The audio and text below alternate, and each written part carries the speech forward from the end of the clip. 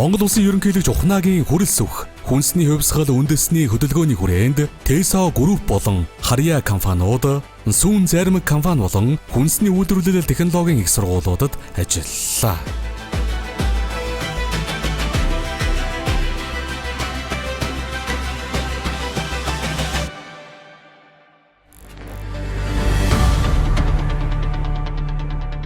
Tesco Group нь 1996 онд зайрамгийн торхон аяганы тоног төхөөрөмж үйлдвэрлэлийн чиглэлээр үйл ажиллагаагаа эхлүүлж байсан бол өнөөдөр үндсэн 4 чиглэл үйл ажиллагаа явуулдаг 30 гаруй салбар компанитай 2500 гаруй ажилтнтай үндэсний томоохон групп болон өргөжжээ.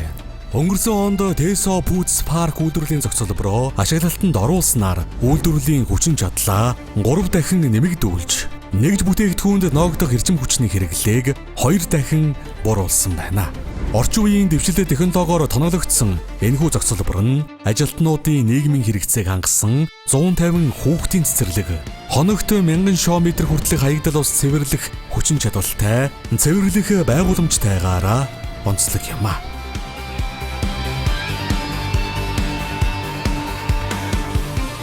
Ингэснээр Монголын анхны орчин үеийн хүнс үйлдвэрлэл технологийн зохицолбор болох Tesco Foods үйлдвэр технологийн парк, импортыг орлох бүтээгдэхүүн үйлдвэрлэхийн зэрэгцээ, экспортын чиг баримжаатай үндэсний үйлдвэрлэлийг хөгжүүлэн эдийн засгийн өсөлтөнд бодит хувь нэмэр оруулж байна. Бид бүхний нээлт хийж байгаа энэ Tesco Foods гэмээр хүнсний үйлдвэрлэлийн парк маань өнөөдөр Монгол улсын малчид тариаланчдын бүтээж бий болгосон сэргээгдэх түүхийн эдийг бид бүхэн нэмэн өртөг шингээж, инновац шингээж, орчин үеийн иж бүрэн автоматчилсан үйлдвэрээр дэлхийн жишг стандартыг хангасан бүтээгдэхүүн үйлдвэрлэж, зах зээлд нийлүүлж, экспорт хийх зорилготой. За, яг манай Tesco Foods Park дээр нийтдээ 1500 орчим ажилтан ажилладаг.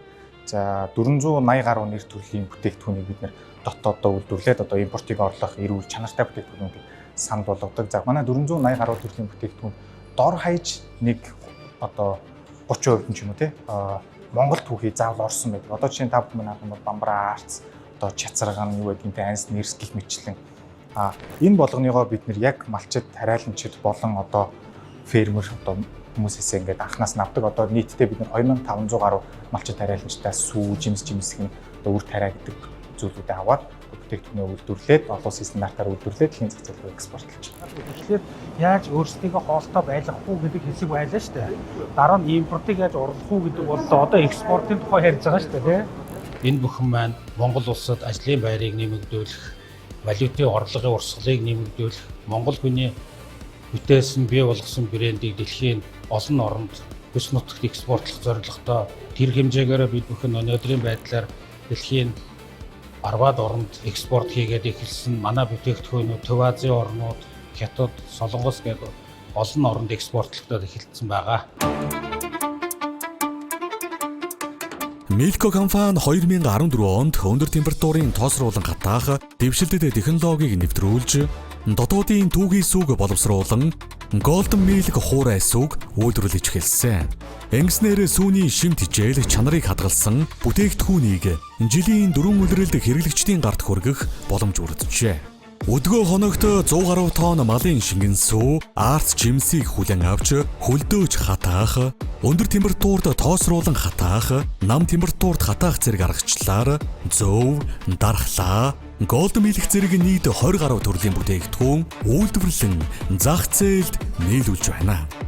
Үйлдвэрийн хөгжлийн дараагийн шатанд буюу 2020 онд хүчин чадлаа өргөжүүлэн дэлхийн стандартад нийцсэн нам температурт вакуум хатаах технологиг нэвтрүүлснээр бүтээгдэхүүний ашиг шим, амин дэм, байгалийн онцлог чанарыг алдагдуулахгүйгээр боловсруулах шинэ боломжийг бүрдүүлсэн байна.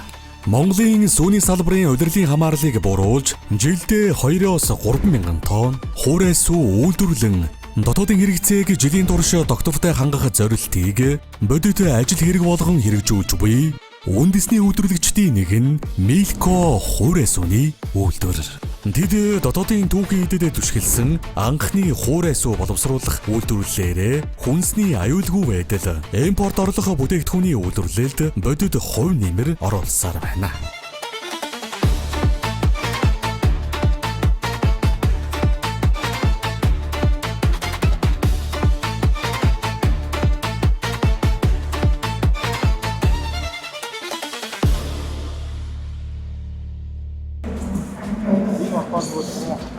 юм аа. Яг тасан миний сум. Тасан үнэний сүү тий. Тий. Болж байгаа. Одоо биднийхэр бол хуурай сүү. Уураас. Тий. Тэгээ одоо ямар Асуудал одоо ингээд цай. Тий шууд цааш. хамгийн сүүлийн өндөр технологи учраас нөгөө эргэж сэргэлт маш сайтай яг сүү шигээ болж чаддаг. Одоо энэ онцгой хуурай сууж төсөн шүү дээ.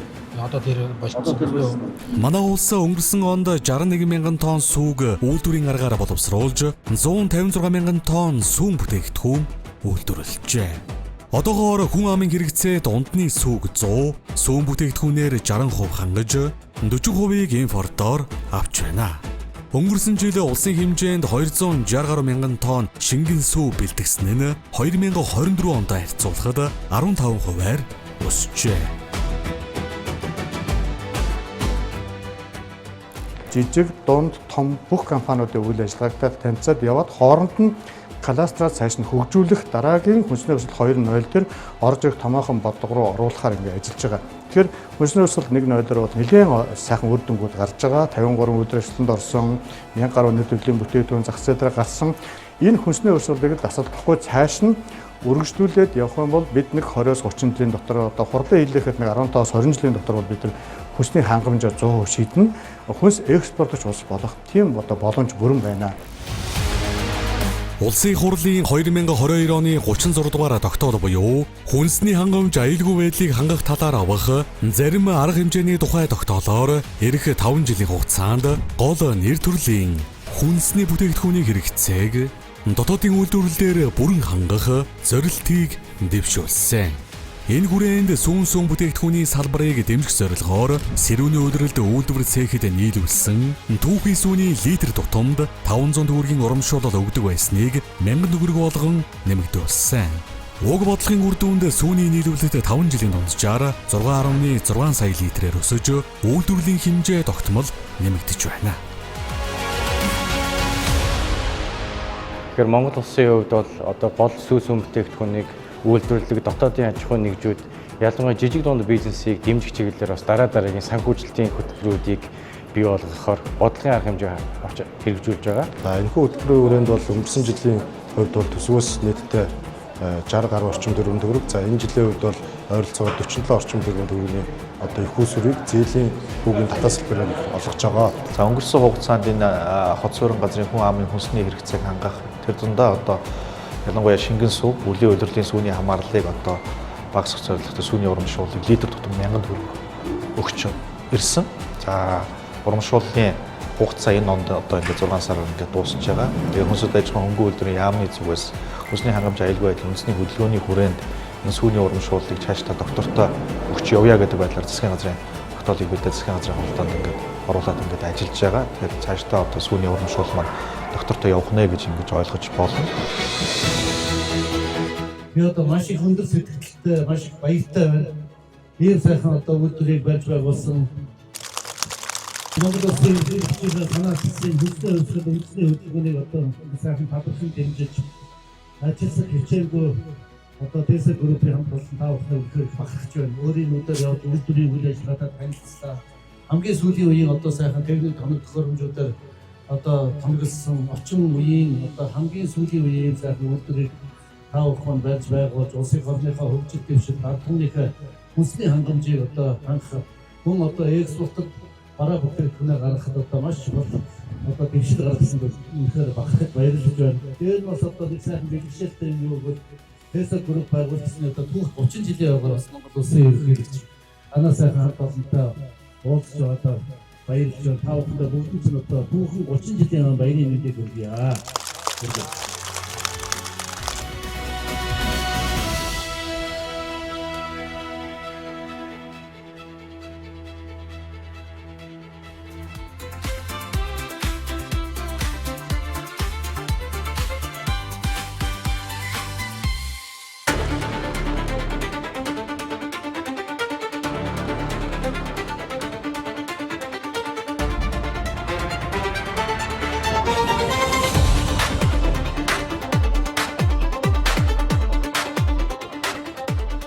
$1965 онд хүнсний үйлдвэрийн техник мэргэжлийн сургууль байгуулагдсан нь хүнсний үйлдвэрлэл технологийн сургуулийн үндэс суурь болсон түүхтэй.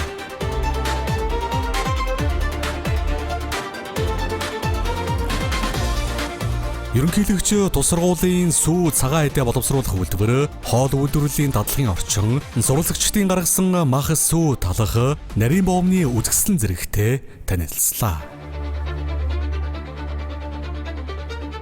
Мах сүүний үйлдвэр маань бол дадлага хийхээ хажуугаар бас одоо хүнсний чиглэлээр бүтээлтийг нүүлүүлж ерөнхий боловсролын сургуулиудад нийлүүлдэг хангуул дүр хийх.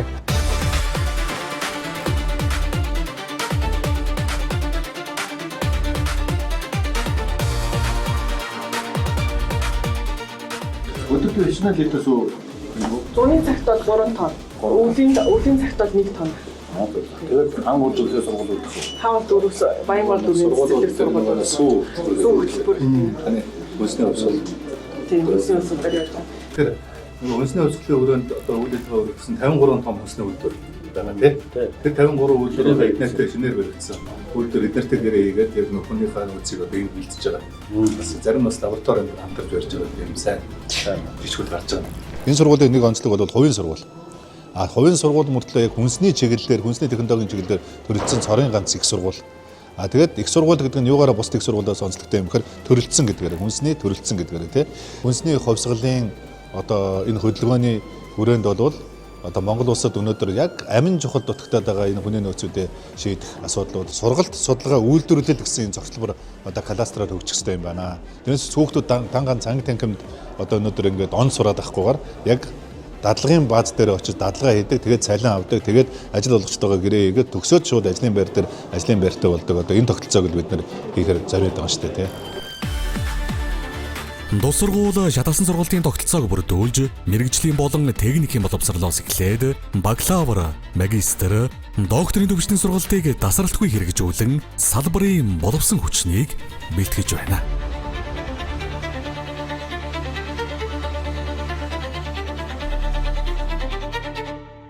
Хуучинтай адилхан зөвхөн нэг юм бичүүлээ л ингэдэг байхгүй. Одоо бол юу гэж юм хэрэг зэрэг чи үзлээ, дадлага хий. Тэгжиж энэ хүүхдээ чи ур чадвар ихтэй. Хүнсний хувьсгалтай холбогдуулаад ер нь манай боловсролын яамнаас бодлогын хүрээнд сургуулиудыг дэмжих үүднээс шаталсан сургуулийн тогтолцоог боловсронгуй болгосон. Үүнтэй холбогдуулаад хүнсний технологийн сургууль манай техник мэрэгжлийн сургуулиас хүнсний үйлдвэрлэл технологийн их сургууль болон хөгжсөн. Энэ бол төрийн бодлогын хүрээнд шаталсан сургалтыг дэмжсэний ачаар цаашдаа бол энэ чиглэлийн судалгааны ажлуудыг улам ихээр хийхэд багш нарын эр зориг эрчимийг нэмэгдүүлж байна.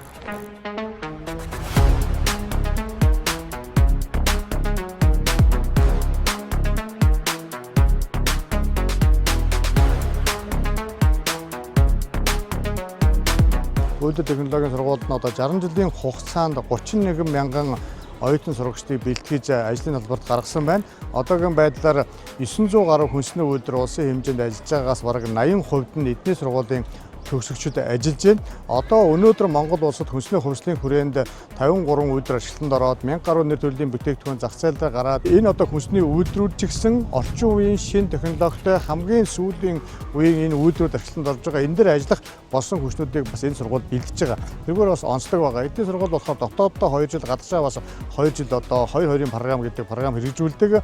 Мөн анхаас шатны сургуультаас докторийн сургуульд хүртэл бүх сургалтыг явуулж байгаа хүнсний үйлдвэр технологийн одоо сарын ганц сургууль байна л та. Энэ хүнсний салбарыг хөгжүүлэхийн тулд бол одоо газар тариалан мал аж ахуйн хүнсний үйлдвэрлэлд дахиад нэмхэн дээр нь сабглаа бодол хоол үйлдвэрлэлийн салбар буюу энэ салбаруудыг бүгднийг одоо ингэж нэгэн зэрэг энэ хүнсний хувьсгалд хамруулан бэлдэж байгаа юмсанд онцлог байгаад байгаа. Хүнсний хувьсгалд бол анх 2022 оноос батлагдсанаас нь хойш идэвхтэй оролцож байгаа.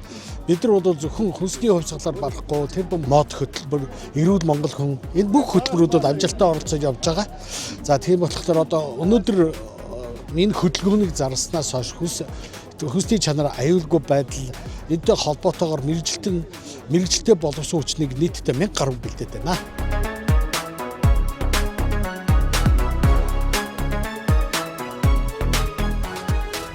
Саяхан Далай ламын бас ярилцлагыг би сонсч ирсэн. Буянтай мэргэжлэрээ тогооч гэдэг мэргэжил маань хоёрт ордгоо дэлхийд.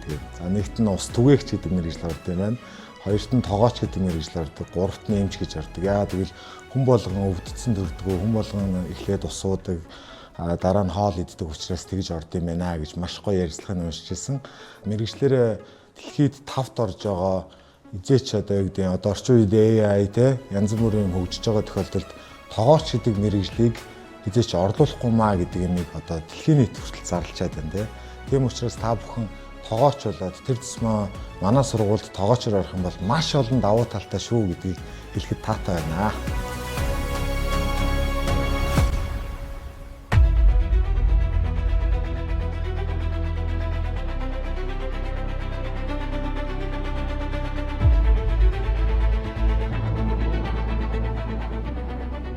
Монгол улсын ерөнхийлөгч Ухнагийн хүрэлцэх таныг цаг зав гарган хүрэлцэн ирсэн хувьяасаа болон Эрдэмтэн багш сурагчдынхаа өмнөөс гүн талархал илэрхийлж байгааг минь хүлээн авна уу.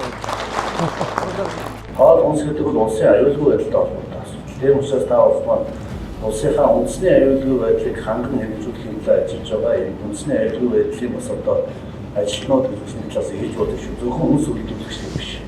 Та бол улс орны тусгай талбарт аюулгүй байдлыг итгэж ажиллаж байгаа юм.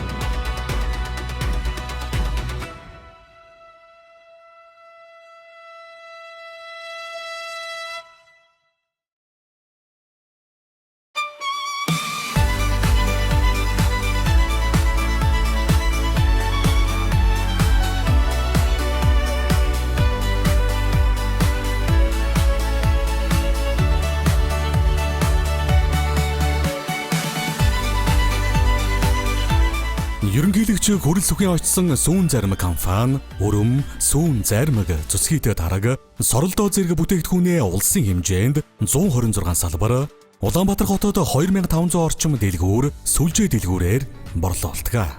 Цар тахлын жилүүдэд үйл ажиллагаа нь сарч байсан тус компани хүнсний хувьсгал үндэсний хөдөлгөөний хүрээнд хэрэгжүүлсэн бодлогын дэмжлэгийн үр дүнд үйл ажиллагаагаа сэргээж өнөөдөр фермерүүд сав баглаа буудал үйлдвэрлэгчид болон бусад аж ахуй нэгжүүдтэй хамтран кадастр хэлбэрээр үйл ажиллагаагаа явуулж байна.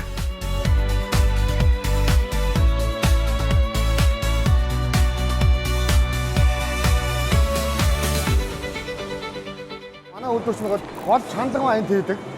Одоо энэ нөгөө гаднаас ирж байгаа үнэнийхээ шүүг бид нар фасилитацийн аргаар одоо дулааны аргаар боловсруулад өөрсдөө тэгээд одоо холц юмудаа хийж үйлдвэрлэх технологид амжилттай дагуу холцоо хийгээд халаагаад хөргөөд ингэж явдаг. Тэгээ энэ одоо дандаа чанлагын тогоонууд байна гэсэн үг юм. Ер нь манай үйлдвэр одоо нийт үйлдвэрээс дандаа одоо сүүг чанах цэхэл байна гэсэн үг. Гол юм. Яг цэвэр үнийн сүүгээр хийсэн юм соролдоо гэж хараг. Энэ худалдаанд гараад одоо 2 жил болж байгаа. А дээрээс нь одоо нөгөө яг цэвэр сүүн өрөм гэж бас үйлдвэрлэж байгаа. Тэгээ тэр маань одоо энд бас ингэж хийгддэг. Тэгээ өрөм хийгддэг.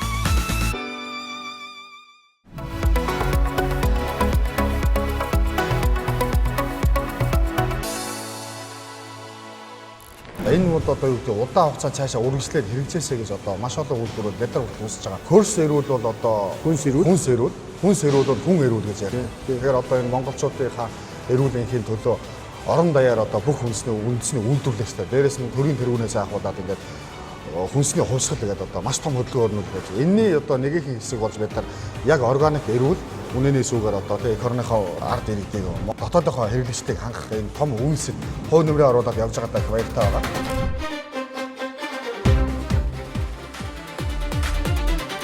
Хүнсний хувьсгал нэгдэн үйлдвэрлэлээ өргөжүүлж олон зуун ажлын байрыг бий болгон татвараа төлж байгаа Tesco Group болон Харьяа компаниуд сүүн царим компани удирдлага хамт олон хүнс технологийн зохицолбор сургуулийн хамт олон төгс өгч суралцагчдад ерөнхийлөгч талархал илэрхийллээ. Одоо үйлдвэрийн хүчин чадал нэмэгдэж, ашиг орлого нь нэмэгдэж, бас ард түмэндээ сайхан одоо сүүн заримгаар одоо олон төрлийн сайхан заримгаар ингээд үйлчилж байгаад одоо би бас баяртай байна. Би ч гэсэн өөрөө бас танаа заримыг идэх дуртай хүн байгаа. Тэгээд одоо амжилт хүсье яа. Улам их зүйл хийж бүтээгээрээ баяр хүргье.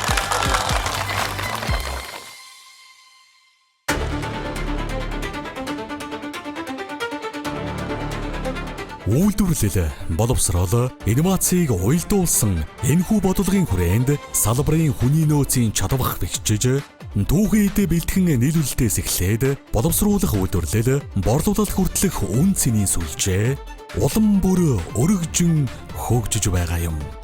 Ингэснээр Монгол улс хүнсний гол нэрийн бүтээгдэхүүний хэрэгцээгээ дотоодын үйлдвэрлэлээр хангах зорилттой бодиттой ойртож хүнсний аюулгүй байдал хангамжийн доктортой байдлыг хангах үндэс суурь улам баталгаж байна.